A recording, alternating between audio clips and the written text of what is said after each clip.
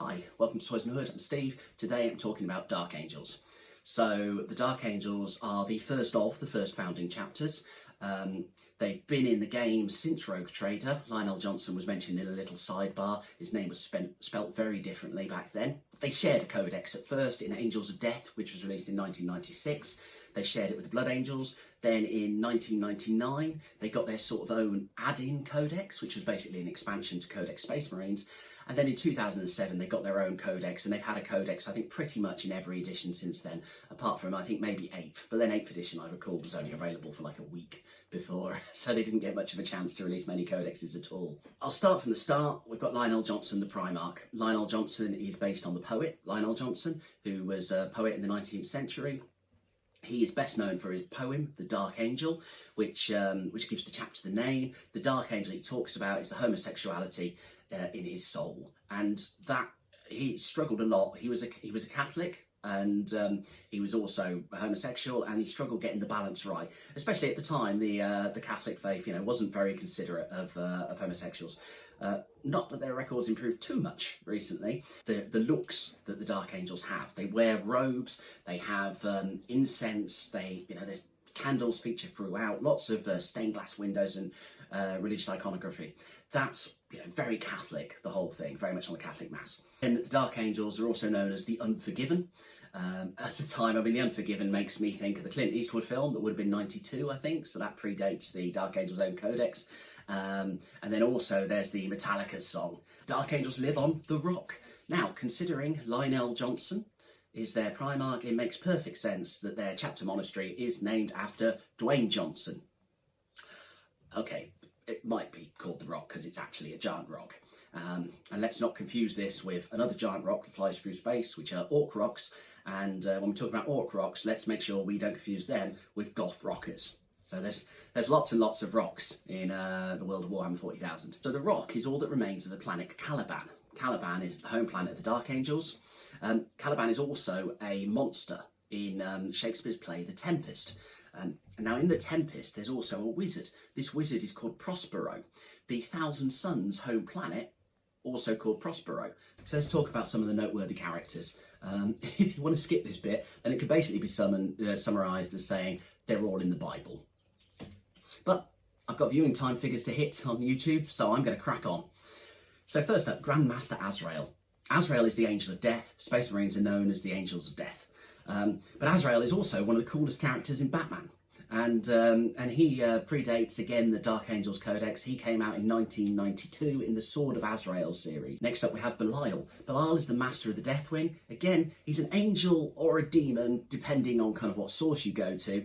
I particularly I found the King James Bible translation of Belial as a naughty person. I'd like to think that Belial actually comes from the name of the monster in the Basket Case films, which are a kind of monster creature feature from the 80s.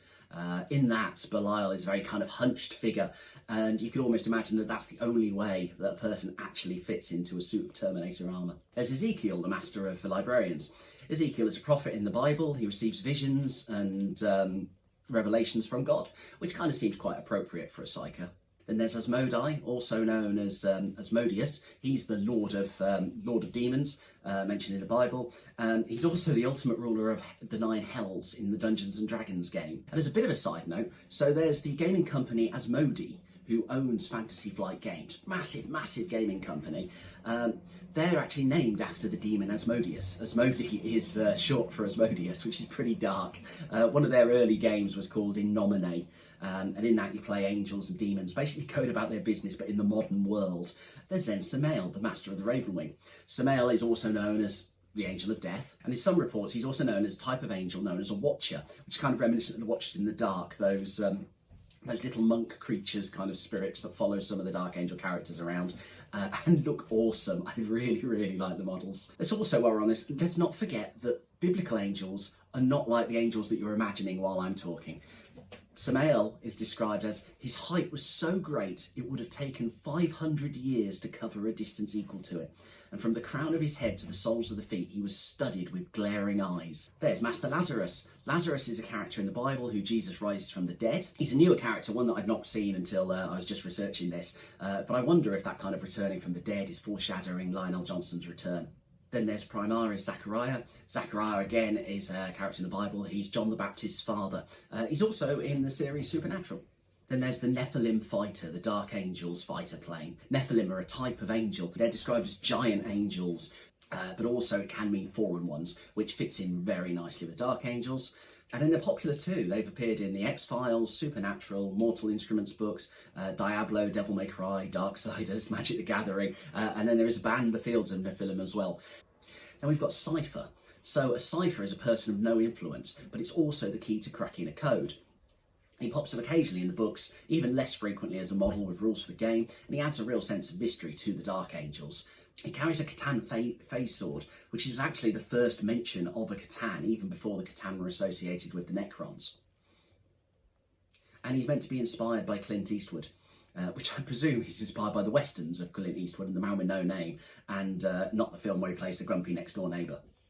And lastly, we have Luther, which I think this is really good. So Luther is basically the Lion's best mate. He turns against him while he's away. Now, Luther is almost certainly named after Martin Luther. Martin Luther created Lutheranism, which has basically led to the Protestant Reformation. This is where Christians began to split off from the doctrines of the Catholic faith, which is very much the way that Luther has split away. He gets the Dark Angels to abandon Lionel Johnson and leads the Dark Angels to rebel against the Emperor and Lionel Johnson's teachings.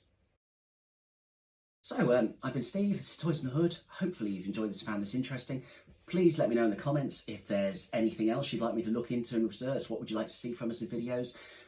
Tell your friends, like and subscribe, and thank you for your time.